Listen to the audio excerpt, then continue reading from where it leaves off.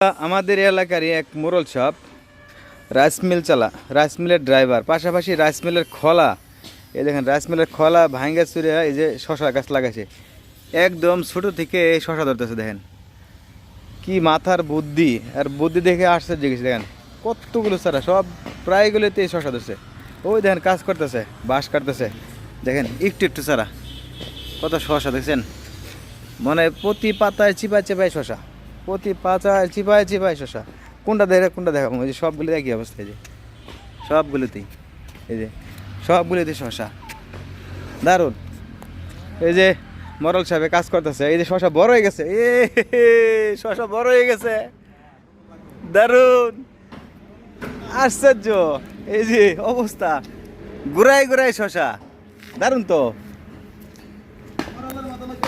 আশ্চর্য। প্রতি পাতার ঘুরাই ঘুরাই শশা, এটা দারুণ লাগতেছে। এই প্রত্যেক পাতায় চিপাই চাপাই শশা, চিপাই চাপাই।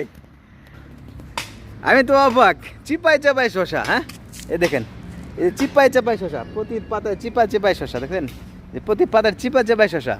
মোরালে এত বুদ্ধি আর এত সুন্দর একটা এই আবাদ খুঁজে পাইছে, এত আনকমন। এই যে দামি শশা, এই যে দামি বড় শশা দেখছেন।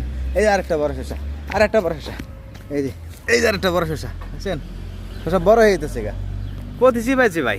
ওই যে এই পাশে আরও আছে, এই যে সবগুলো গাছের মধ্যে শশা, এই যে প্রতি পাতায় চিপা চাপায় শশা। আসলে কি শশা আমি নিজে বুঝতেছি না। এই যে মরল সাহেব এখানে আছে, আশ্চর্য।